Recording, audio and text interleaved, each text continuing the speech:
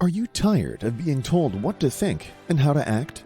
Well, you are not alone. In case you haven't realized it, you have an internal GPS. It knows all you need to know about how to live your life. So it's about time you stopped letting the media and the government tell you what is true for you. In fact, it is exactly that time. It's time to think for yourself. And here to make sure you're doing just that is your host, mediator, author, and lawyer, Carol Gold. Hi, it's Sunday, December 18th. I'm Carol Gold, and welcome to Think for Yourself. Tonight begins the Jewish holiday of Hanukkah. And in the context of Hanukkah, I want to talk about immigration. I want to talk about U.S. immigration.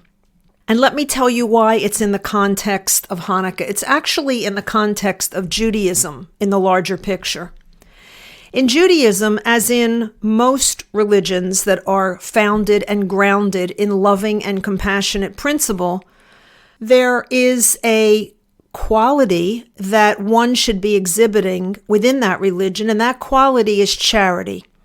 It is imperative upon Jews to give charity. In Hebrew, the word is tzedakah, and tzedakah is what's called a mitzvah or a good deed. Mitzvah means good deed. And as I said, it is incumbent upon every Jew to give charity.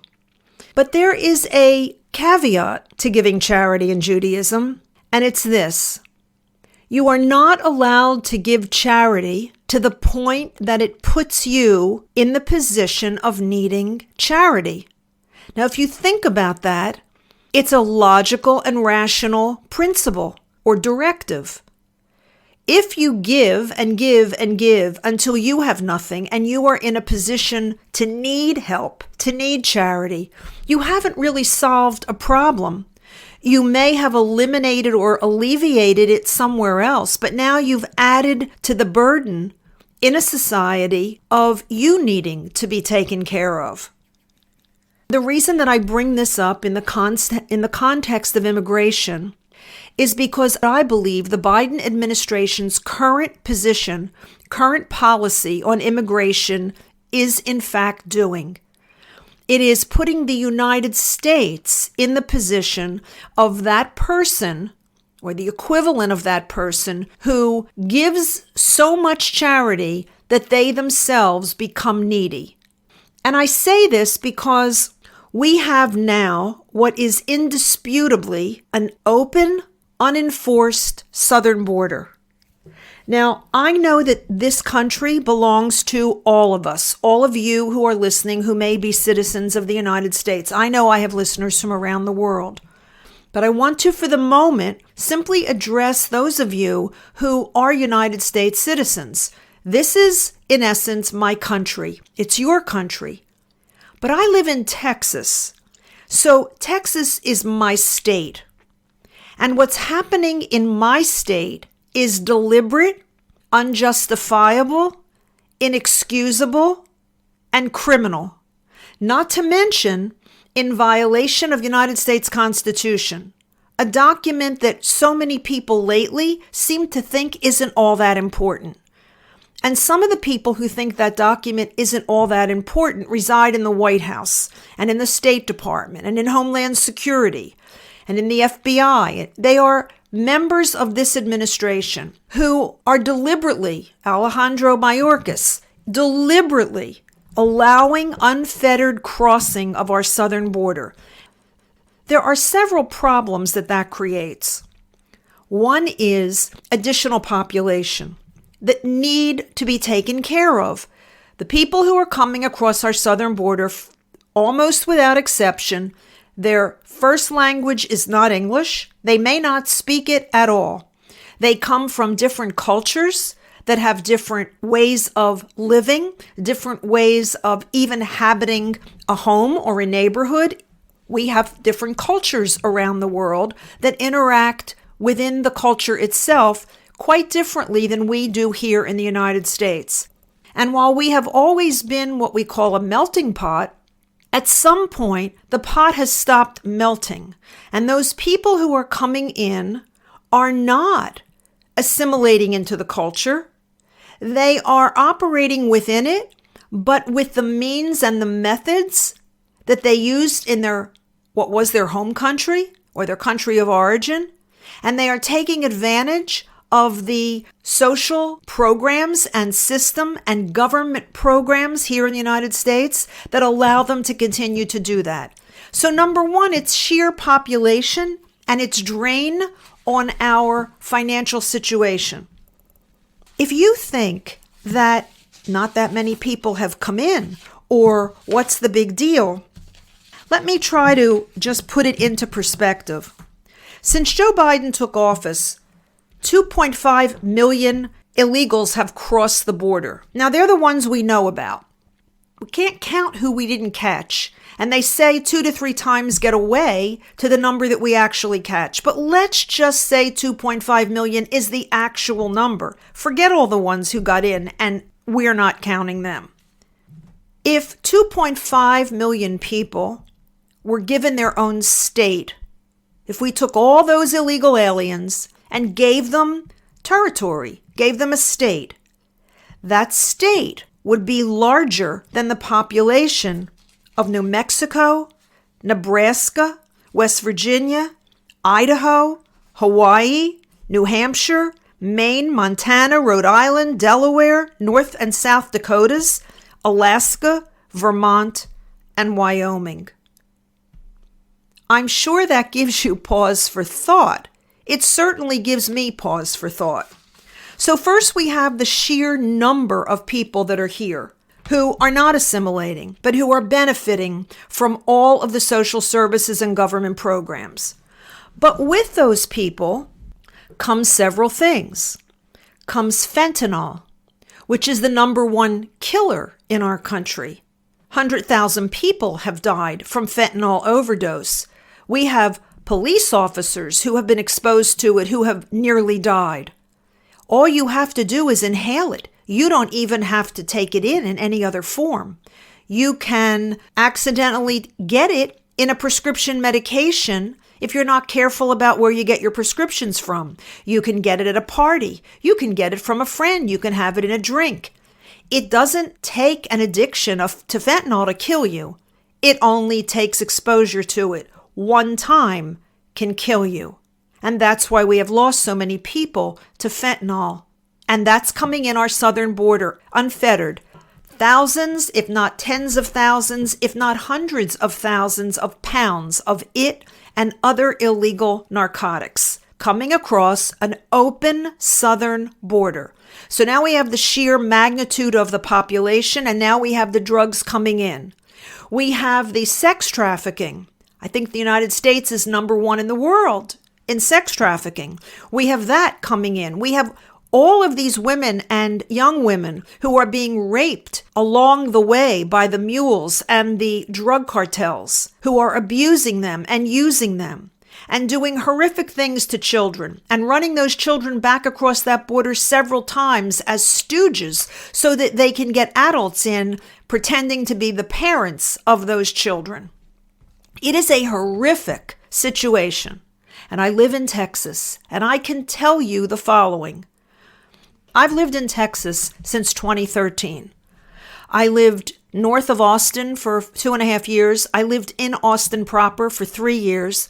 And I've lived in Waco now for almost 2.5 years. And I have watched Texas change. I've watched Waco change. And the change I'm talking about is not change perceived because I'm a racist, because I moved into a state that has a huge Hispanic population. I had no problem with that. What I now have a problem with is the increase of the apparent illegal population. And there is a visceral difference. You can tell the difference.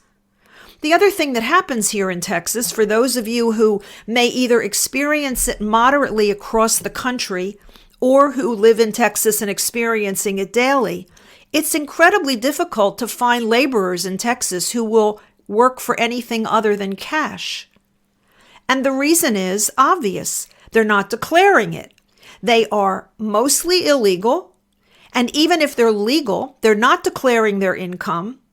And yet they are applying for and getting all the benefits of food supplements and schooling and medical care and anything else that they can garner from the federal government. I know this from personal experience, and you can talk to almost anyone here and they will tell you the same thing.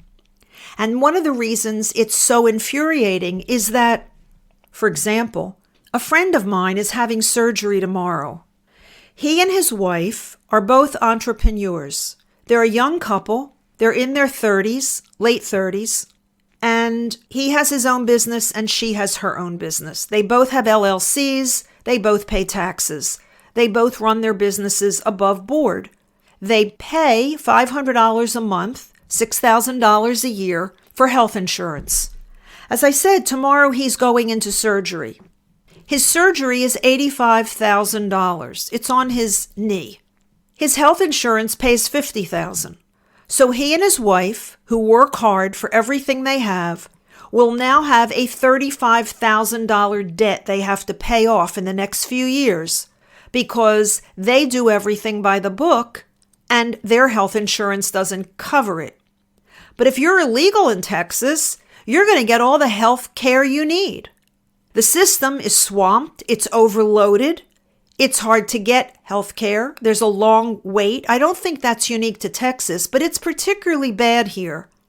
And I know stories of neighbors who have relatives who have ranches and farms down by the border who, as I've talked about in prior episodes, have to allow the illegals to run through their fields and across their acreage for the sheer pleasure of not having the cartels kill them or kill their cattle or set fire to their properties.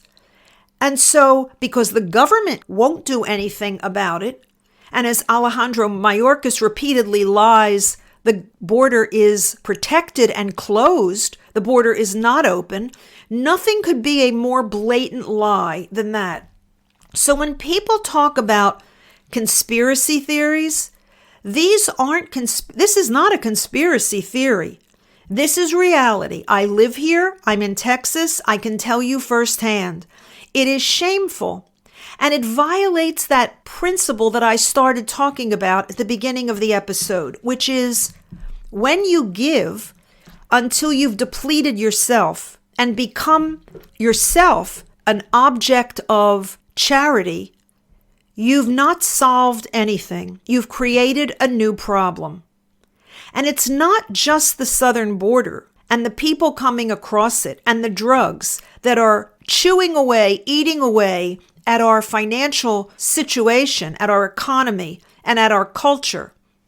It's also the billions of dollars that are going to Ukraine when recently in Washington, D.C., Lockheed Martin and the other defense contractors were given a party at a facility that the Ukrainian embassy threw a thank you party in essence. And the sponsors of that party were Lockheed Martin and the other defense contractors. Of course, they're sponsoring that shamefully and blatantly, but it's because it's a gold mine for them. Not only all of the ammunition and all of the weapon systems that are going to Ukraine, but they're going to have to be replenished. And who's going to manufacture them? These same defense contractors. So again, all of the money going out is creating additional financial difficulty for the United States. And then there's the millions and the billions in total that we give to other countries. Joe Biden last week was in Africa, or the week before, and he was rattling off in a speech amounts, millions and millions, and he kept identifying additional millions from this program and that program that we were sending to South Africa. I'm not saying we shouldn't be charitable. I'm not saying we shouldn't help other countries, but we're in deep trouble financially. Read posts by anyone in finance who knows what they're doing and can put it all in the context of history. We are in financial deep trouble, and the worst is probably ahead of us because the dollar is losing value by the month. And what's planned is a digital currency to replace it. And that means the government will be able to track every single penny you spend and perhaps even control how you spend it, when you spend it, and where you spend it. I said I wanted to talk about immigration in the context of Hanukkah and of Judaism in a broader umbrella. And it's because immigration has a history with the Jewish people in this country. And that history, at least a particular moment of it, is when the MS St. Louis was off the coast of Miami in 1939 with 937 Jewish passengers who had managed to escape Germany. Now, World War II had not started yet, but Kristallnacht, the night of broken glass in Germany, when a state-organized pogrom left Jewish businesses and homes and places of worship in shambles, Kristallnacht had already occurred. The pressure was already on in Germany against the Jewish people. And so some people took the bold step of getting on the St. Louis, and they believed that they were going to Cuba. They had passports to Cuba, and that Cuba was going to accept them as a holding location until they could get into the United States. But when the St. Louis got to Cuba, Cuba revoked all of their passports and would not allow them to disembark. And so they headed for the United States. And for weeks off the coast, they begged Franklin Roosevelt and his government to let them into the United States. 937 people. And you know what? They were denied entry. They couldn't find sanctuary here, even though in the end they sent a desperate cable to Roosevelt begging him, and he ignored them. The passengers had to abide by the existing quota system for immigration in the United States. And the quota system was only 27,000 people from Germany and Austria could come into the United States annually. 27,000 people annually from two separate countries. 2.5 million illegals have come into this country in the last 2 years. On June 6th, 24 days after the St. Louis left Europe, it turned around to return. Almost all the people on the St. Louis died at the hands of the Nazis. 27,000 were turned away as the Jews were beginning to be slaughtered in Europe. 2.5 million have been allowed into this country with no vetting, with no regard for our immigration policy, with no knowledge of what problems they may bring, what terrorists might be with them, what illnesses they may be bringing with them. None of it. So when people talk about conspiracy theories, and you look at immigration, and you look at what it's doing to the economy, and you look at inflation, and you look at the priority that everything LGBTQ+1 is getting, when you look at everything being called racist, when you look at abortion, the 60 million that have been aborted since Roe, and the reversal of Roe and the Dobbs decision, and how it still allows abortion in states that choose to have it, but it's not good enough. When you look at unequal justice for people like Harvey Weinstein or Jeffrey Epstein, or we'll see what happens with Bankman-Fried from FTX, probably not a lot. When you look at the unequal justice for the famous or the rich or the political. When you look at healthcare, for example, the story I told you about my friend who's having the surgery tomorrow and what it's going to cost them out of pocket because he does everything legally. When you look at the omnibus bill that's about to be passed by both the House and the Senate, rushed through 2,000 plus pages that will never be read by anyone who will vote to pass it in the next couple days, so that there's no opportunity to curb the outrageous spending in the omnibus bill. When you look at the billions that went to Ukraine and the other countries around the world, I come back to where I started. I come back to tzedakah. I come back to charity. This administration, for whatever reason, and I can't even fathom what that would be other than a goal to destroy the United States of America, this administration is putting us in a position where we will be the beggars, where we will need charity, where we will not be in the position that the United States has been in for as long as I can remember and long before that. It's good to be charitable. It's good to be giving. It's good to be in the position to be able to do it, but not in the way it's happening now. So when people say that everything is a conspiracy theory, it's only a conspiracy theory if there aren't facts.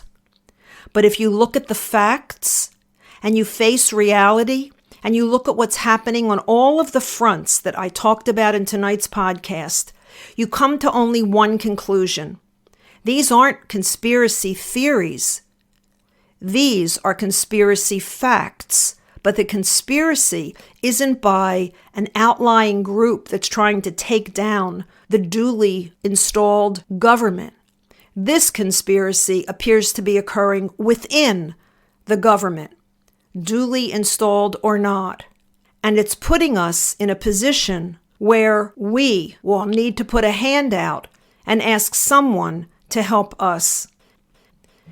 I want to leave you with a positive note. And it's this: there is a spiritual way to look at other people and to help other people and to be a light unto other people. There's a little parable, and it goes like this. Imagine if you got up every morning, and when you looked in the mirror, an angel looked back at you and said, "You are created in the image and likeness of God." And then everywhere you went throughout the day, no matter who you encountered, no matter where you went, right before you arrived, that angel announced your arrival by saying, "Created in the image and likeness of God." Now imagine if everyone else in the world had the same thing, had an angel announcing their arrival before they arrived, letting you know that they were created in the image and likeness of God. Imagine how that would change the world. Imagine how that would change how we treat one another and how we manage our resources. I think there is a solution to the suffering in the world, but it's never through government, and it's certainly not through a corrupt government, and it's certainly not by turning you and me and everyone else in this country into beggars. I was created in the image and likeness of God. So are you. And if each of us act accordingly, we can make a difference, and that difference can turn around the path that we're on. But it requires each of us to realize our own divinity and our own power, and then to use it, as I always say, for the highest good of all concerned. Thanks for listening. I'm Carol Gold. I'll be back here again next Sunday, and until I am, by all means, think for yourself. Carol thanks you for spending your valuable time with her. It is her mission to empower you to remember how smart and capable you are. Be sure to check out Carol's website, carolgold.com. That's Carol with an E, gold.com. Please leave a review and subscribe here so you'll be alerted to Carol's next podcast. Until then, above all else, remember, it's time to think for yourself.